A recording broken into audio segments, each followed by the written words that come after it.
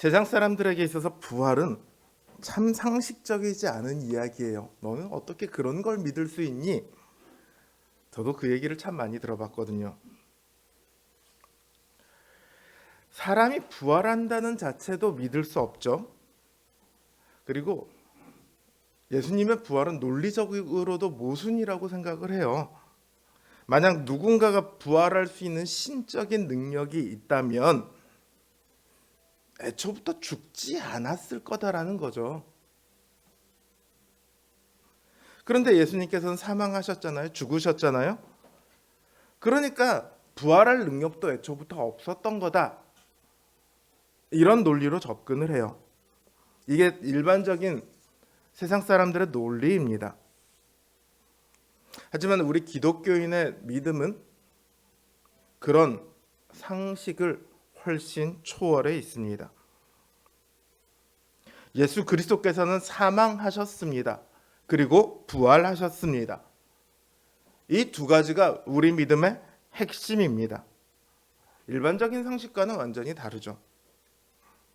이렇게 상식적이지 않아 보이는 예수님의 죽으심과 부활은 부활할 능력이 있음에도 불구하고 죽으신 것은 특별한 목적 때문에 이루어졌습니다. 주님께서는 목적이 있으셔서 죽으셨고 목적이 있으셔서 부활하셨습니다. 그 목적에 대해 사도 바울은 이렇게 말합니다. 예수는 우리 범죄함을 위하여 내어줌이 되고 또한 우리를 의롭다 하심을 위하여 살아나셨느니라. 로마서 4장 25절 말씀입니다. 예수님께서 죽으셨고 다시 살아나신 것은 죽으심과 부활 모두 우리를 위한 것이다. 이렇게 선언하고 있습니다.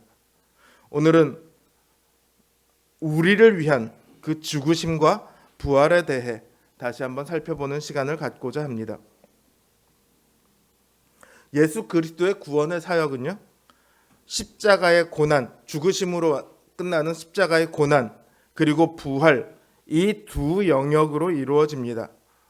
그러니까 우리가 예수님을 믿는다고 할 때 예수님의 십자가만 믿는 것도 아니고 부활만 믿는 것도 아닙니다.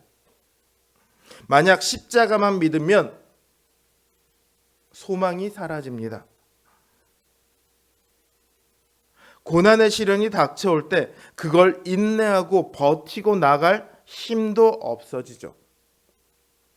반대로 부활만 믿으면 근거가 사라집니다. 고난의 시련이 닥쳐올 때 내가 왜 이걸 당하고 있어야 해? 하며 인내하고 버텨나가야 할 이유가 사라집니다. 우리는 예수 그리스도의 죽으심과 부활 모두를 믿습니다. 우리의 믿음의 내용이 가장 잘 요약되어 있는 사도신경에도 그 중심에는 사실상 예수 그리스도의 죽으심과 부활이 놓여 있습니다. 사도신경에 보면 십자가에 못 박혀 죽으시고 그 다음에 장사한 지 사흘 만에 죽은 자 가운데서 다시 살아나시며 이렇게 되어 있습니다. 그런데 그 사이에 보면 영어로 보면 He descended into hell 이런 문장이 들어 있습니다. 우리말로 하면 음부에 내려가셨다 이런 뜻입니다. 이 단락에 대해서는 신학자 사이에서 조금 논란이 있어요. 이 음부가 말하는 것이 무엇인지 이게 사실은 조금 명확하지가 않습니다. 영어에서는 헬로 번역해서 지옥이다 이런 의미처럼 보이지만 구약에서 음부라는 단어를 사용할 때 지옥이라는 표현 의미보다는 죽음의 상태를 가리키는 의미가 좀 더 강해요. 그래서 어떤 분들은 이 음부에 내려가시며를 지옥으로 받아들이지 않고 죽음과도 같은 깊은 고통이다 이렇게 해석을 했어요. 하지만 저는 이 음부가 지옥인지 아닌지는 모르겠지만 깊은 고통과 같은 상태가 아니라 어떤 영적인 장소를 의미한다고 생각합니다. 굳이 표현하자면 사망의 깊은 곳, 이렇게 말하고 싶습니다. 저는 주님께서 음부에 내려가셨다는 이 문구가 꼭 있어야 한다고 봅니다. 왜냐하면 주님께서 십자가에 죽으시고 부활하시기까지의 주님이 우리의 구원에 있어서 매우 중요한 의미를 가지고 있기 때문입니다.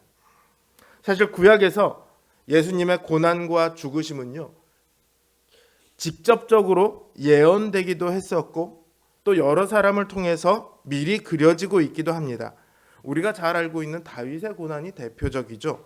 다윗의 고난은 예수님의 고난을 미리 그리고 있습니다. 그래서 시편에 다윗이 고난 가운데 한 대부분의 찬양들이 예수 그리스도의 고난과 직결되어서 연결되는 경우가 많이 있습니다. 또 요셉도 죄 없이 고난을 당했었죠. 이 요셉의 고난도 예수님의 고난에 비교되곤 합니다. 그리고 욥의 고난도 있었죠. 그런가 하면 예수님의 죽으심을 드러내는 장면도 있습니다. 그 중에 하나가 삼손입니다. 삼손은 블레셋의 한 복판, 신전인지 궁전인지는 모르겠지만 큰 집에서 기둥을 무너뜨려서 적들과 함께 죽습니다. 그리고 그 죽음으로 인해 이스라엘은 블레셋으로부터 해방이 되죠. 이 삼손처럼 주님께서도 죽음의 한 가운데에 들어가셔서 죽음의 모든 세력들을 한꺼번에 쓸어버리셨습니다. 전쟁으로 따지자면 적진으로 뚜벅뚜벅 걸어 들어가서 적의 한복판에서 모든 적을 쓸어버린 것이나 마찬가지겠죠. 저는 이 삼손의 이야기가 주님의 죽으심을 다룰 뿐만 아니라 주님께서 음부에 내려가신 것을 또한 그려내고 있다라고 생각합니다. 적진 한가운데, 죽음과 사망의 한가운데까지 주님께서 들어가셨다는 거죠. 그리고 이 이야기, 이런 주님의 죽음의 한가운데까지 내려가신 것은 삼손의 이야기보다 요나의 이야기에서 훨씬 더 잘 드러납니다. 요나가 큰 물고기 뱃속에 들어가죠. 그 속에서 하나님께 부르짖습니다. 여기서 2장 2절을 보면요, 하나님께 기도할 때 내가 스올의 뱃속에서 부르짖었다, 이렇게 말을 합니다. 여기 스올이라는 단어가 우리말로 번역하면 음부라는 단어로 번역되는 단어입니다. 저는 이 요나의 기도에서 그 음부에 내려가신 주님을 생각합니다. 주님께서 음부까지 내려가셨을 때 어디를 보아도 주님의 편은 없었습니다. 사망의 세력은 하나님의 대적자입니다. 요나의 사방이 깊은 물결로 뒤덮였던 것처럼 주님을 감싸고 있는 모든 것들이 다 주님의 대적자들이고 주님의 원수들이었습니다.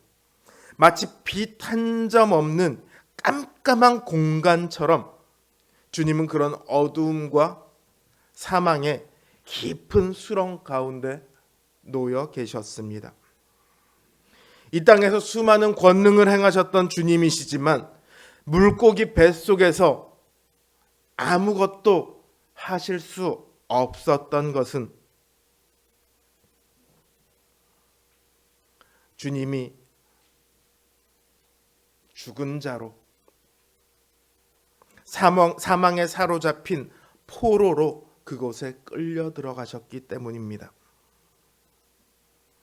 그 치욕이 어떠할까요? 한 나라의 왕이 다른 나라에 가서 수모만 겪어도 온 나라가 발칵 뒤집힙니다. 우리나라 대통령이 어디 외국에 나갔는데 그 나라가 우리나라 대통령을 무시했다? 온 국민이 분노합니다.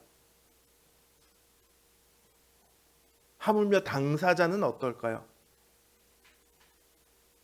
그런데 한 나라의 대통령도 아니고 온 천지를 지으신 만물의 창조주시요 만물을 다스리시는 주이신 그 주님께서 아무것도 하실 수 없는 무기력한 그 사망의 원수의 가장 깊은 곳까지 끌려 들어가셔서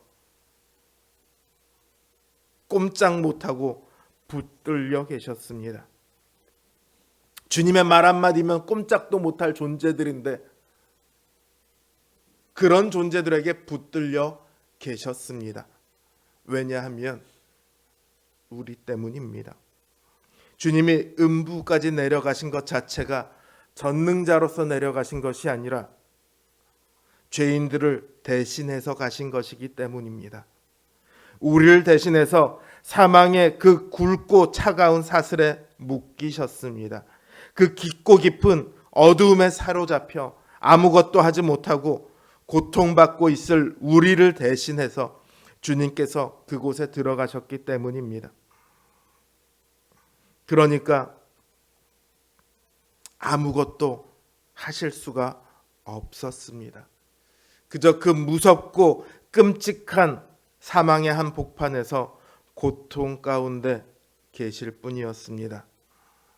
주님의 죽으심은 십자가의 죽으심으로 끝이 아니라 이 음부까지 내려간 것에서 끝이 납니다. 그래서 이 음부까지 내려가심이 없다면 예수님의 죽으심은 충분히 그 의미를 드러내지 못한다고 생각을 합니다. 주님의 죽으심은 가장 높은 곳에서 가장 낮은 곳으로의 추락이었습니다. 어느 누가 예수님을 강제로 밀어서 떨어뜨린 것이 아니었습니다. 주님 스스로 우리를 끔찍한 죄와 사망의 사슬로부터 풀어내시기 위해 예수 그리스도께서 스스로 선택하셨습니다. 그리고 그 가장 낮은 곳에서 온 우주의 역사에서 가장 큰 반전이 시작됩니다. 사망의 힘이 아무리 크고 강하다 한들 생명의 근원이신 하나님의 아들을 그 안에 어떻게 가두고 있을 수 있겠습니까? 예수님께서 사망의 그 한가운데로 들어가셨을 때 사망의 그 견고하던 사슬은 끊어져 버렸습니다. 낮아지신 것까지 아들께서 하신 것처럼 이제는 하나님께서 그분을 다시 높이십니다.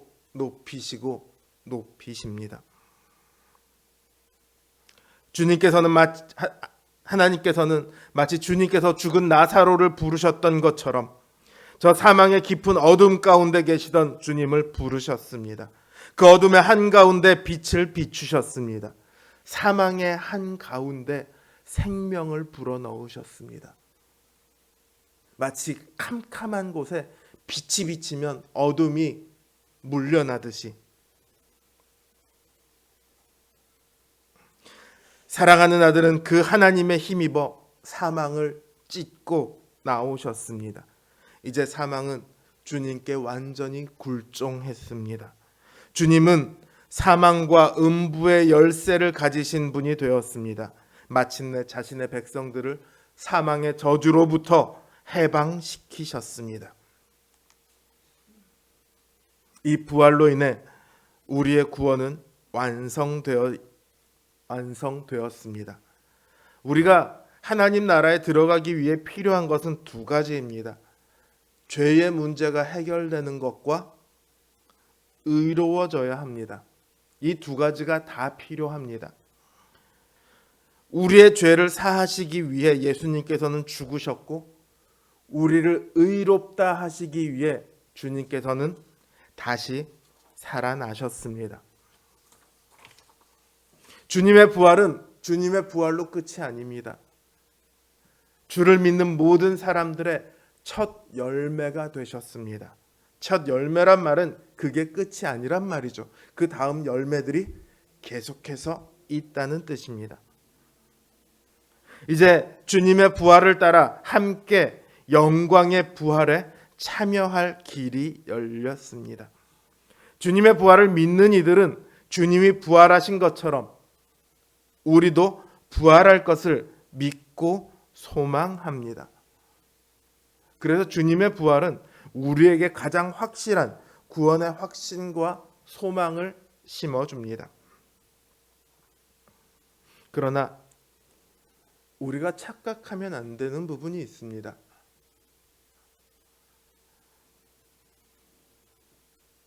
구원의 확신이란 말이 한때 교회 안에 유행했던 적이 있습니다.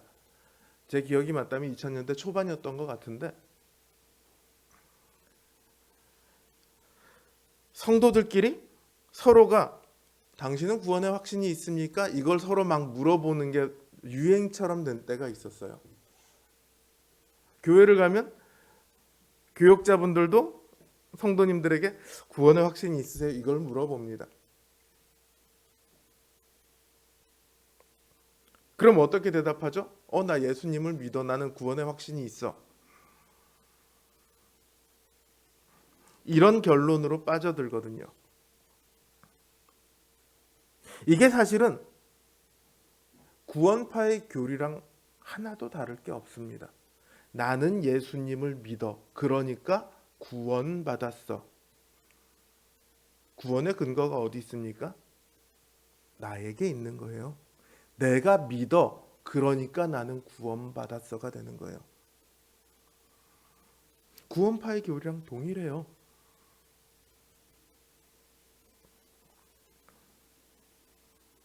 하지만 우리 주변에요, 믿다가 안 믿는 사람 없습니까? 제 주변에는 좀 있습니다.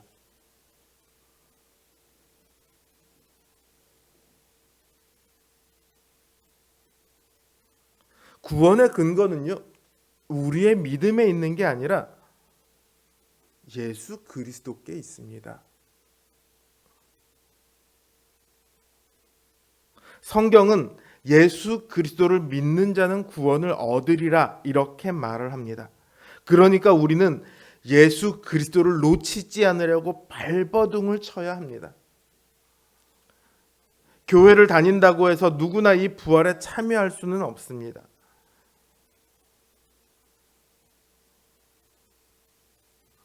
사도 바울조차 오늘 본문처럼 말합니다. 내가 그리스도와 그 부활의 권능과 그 고난의 참여함을 알려 하여 그의 죽으심을 본받아 어찌하든지 죽은 자 가운데서 부활에 이르려 하노니 내가 이미 얻었다 함도 아니요 온전히 이루었다 함도 아니라 오직 내가 예수 그리스도 예수께 잡힌 바 된 그것을 잡으려고 쫓아가노라.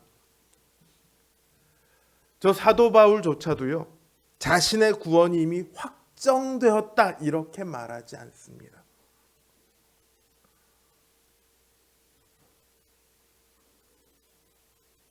사도 바울이 바라는 것은요, 예수 그리스도 안에서 자신이 발견되는 것입니다. 끝까지 발견되는 것입니다.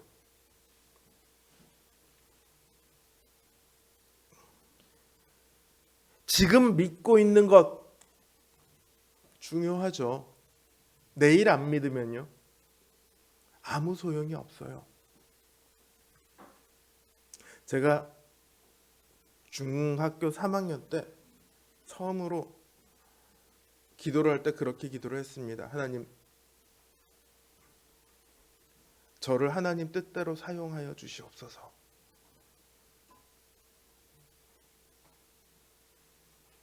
그리고 고등학교 1학년 때부터 저는 사춘기가 제대로 발현되면서 엇나가기 시작했죠. 참 신기한 건 고등학교 때 술 마시고 담배 피고 다 하면서도 교회는 꼬박꼬박 나갔어요. 심지어 금요 기도회 때 나가서 그때는 밤을 샐 때였는데 밤을 셉니다. 40일 새벽 기도가 있으면 꼬박꼬박 나갑니다. 그러다 대학교 때 들어가서 이제 교회를 완전히 안 나가게 됐죠. 저는 예수 그리스도를 분명히 믿었지만 제 인생에 예수 그리스도가 없었던 시간이, 아니 제가 외면했던 시간이 15년 가량이 있습니다. 어떤 분들은 그 시간이 평생이 되기도 하더라고요.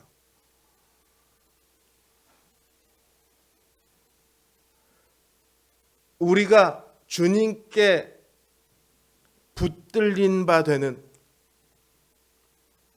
그 일을 위해서 우리는 계속해서 나아가야 합니다. 그래서 사도 바울은 자신이 예수 그리스도의 고난과 부활에 참여하노라 이렇게 말을 합니다.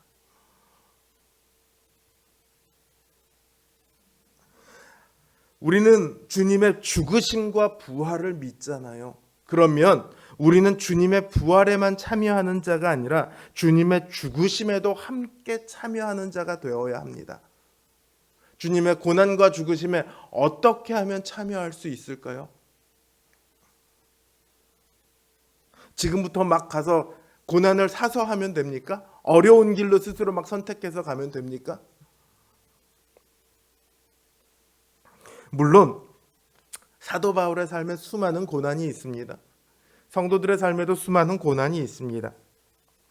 하지만 여기서 고난, 즉 죽으심에 참여한다는 것은요, 그런 외부로부터 오는 고난이 아니고요, 나 자신이 죽는 겁니다. 내 옛사람을 죽이는 겁니다.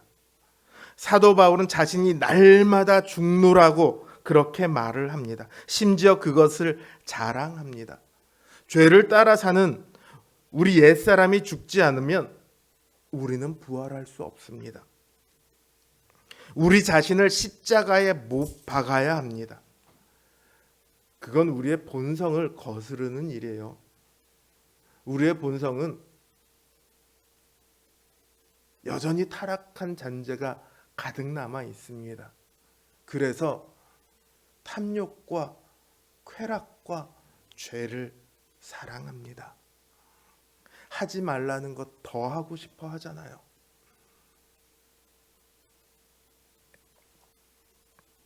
고통스러운 일이에요. 그런 우리의 본성을 거스려서 싸우는 일은요, 고통스러운 일입니다. 한 번에 끝나는 일도 아니죠. 평생을 그렇게 싸워야 합니다.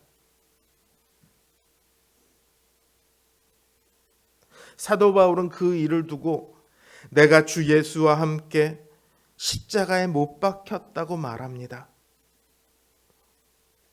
내가 죽지 않으면 그리스도께서 내 안에 살아나지 않습니다.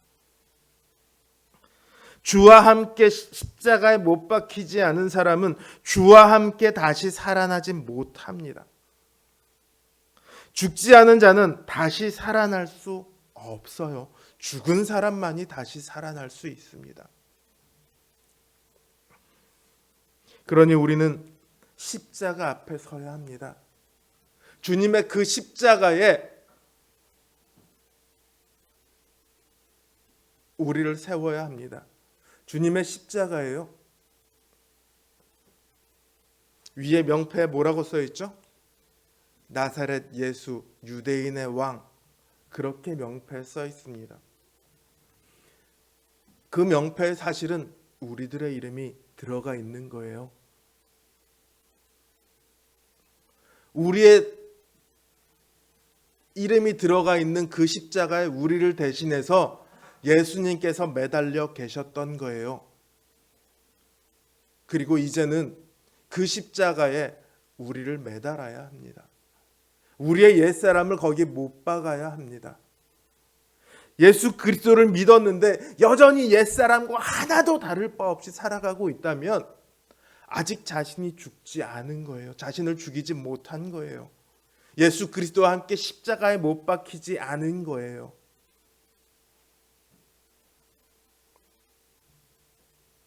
우리는 그 십자가 앞에 서서 주님의 찢기신 살과 흐르는 피를 보아야 합니다. 그것이 사실은 우리가 흘려야 할 피고 우리가 찢겨야 할 살임을 깨달아야 합니다. 그래야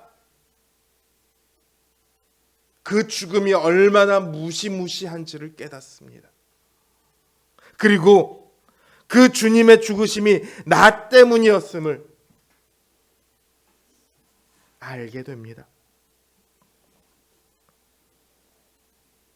그래야 그 주님께서 그 살과 피의 능력으로 우리를 인도하시고 이끌어서 마침내 영광의 부활의 자리까지 우리를 데려가실 것을 믿을 수 있습니다.